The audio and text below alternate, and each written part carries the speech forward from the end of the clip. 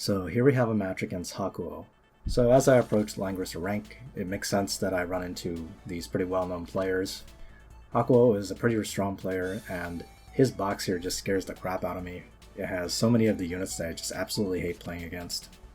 Reen of course needs no introduction. I ban Reen first, but after that there's just so many things in this box that I do not know how to handle.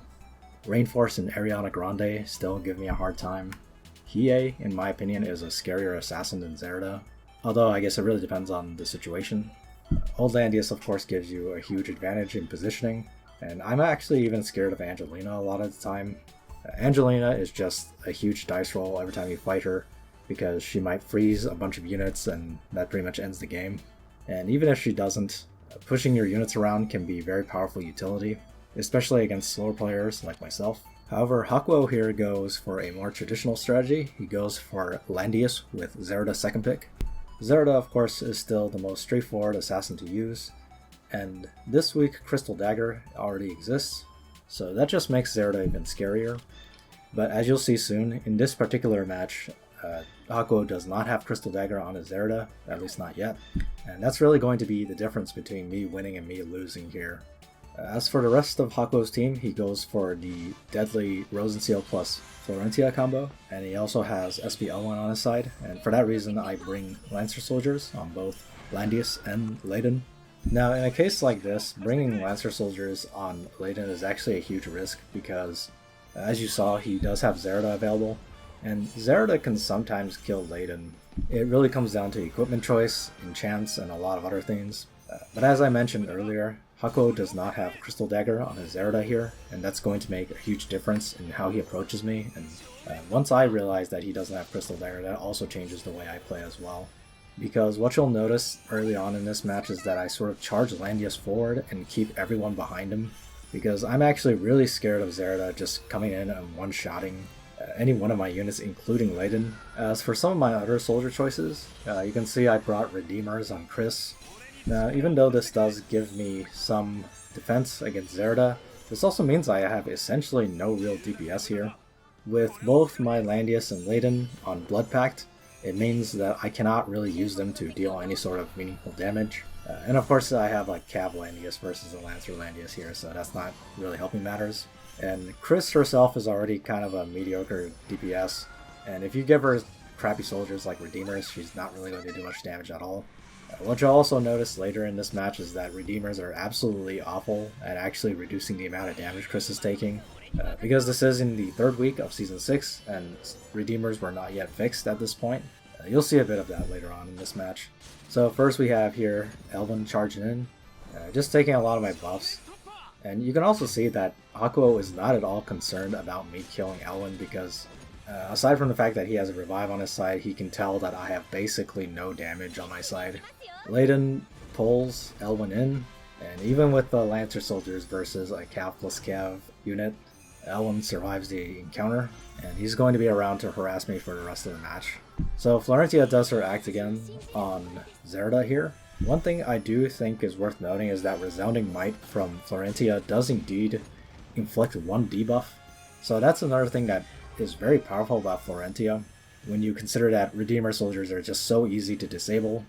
You just need any sort of debuff and that disables them. So Florentia using Resounding Might, not only does she break last rites, she inflicts one debuff, and that obviously puts my Chris in danger here, but thankfully I still have my Liana to move.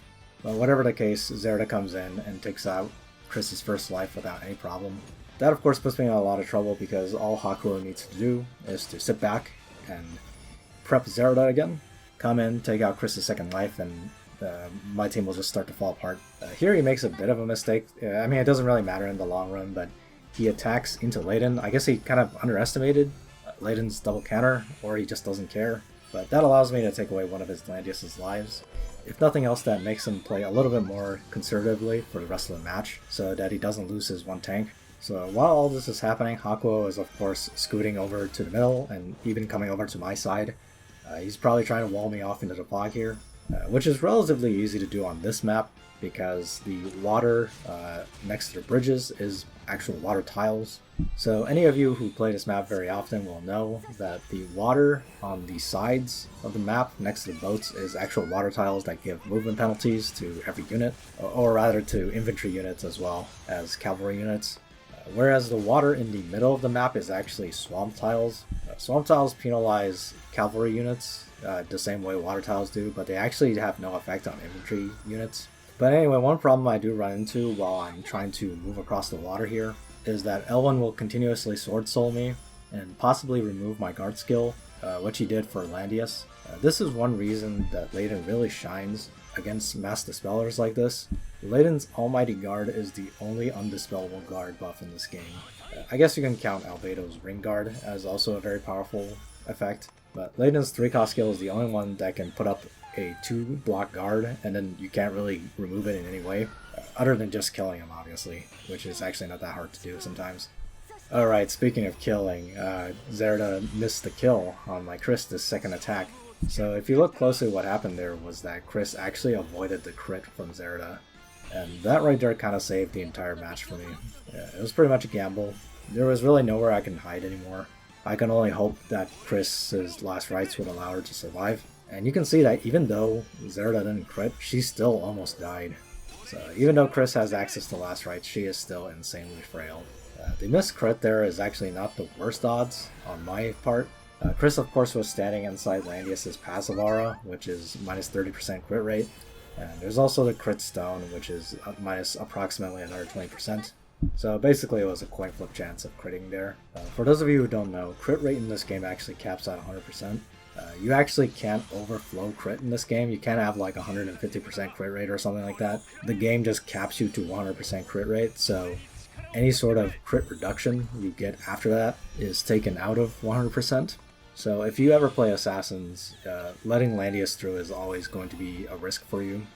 But in this case, I guess even if I can survive Zerida, one of the issues here, as I said earlier, is that I have basically no damage on my side. But at least I can try to scoot towards the middle here.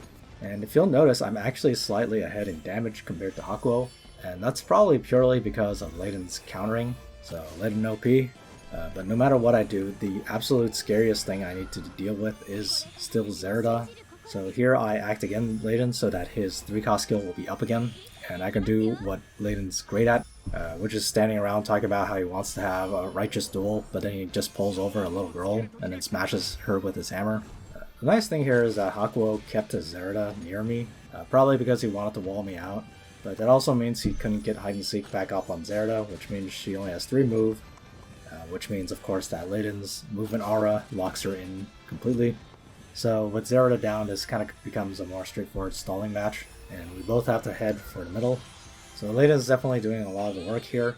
Like I said, because of his Almighty Guard, I have a little bit more freedom as to where I can move my units around and not have to worry about Elwyn just dispelling his guard.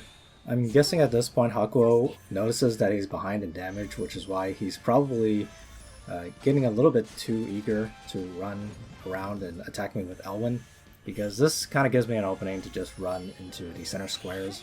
Obviously by doing this I leave Liana out in the cold, where she might die, but she does have Shrine Maidens, so she can take at least 1 hit still.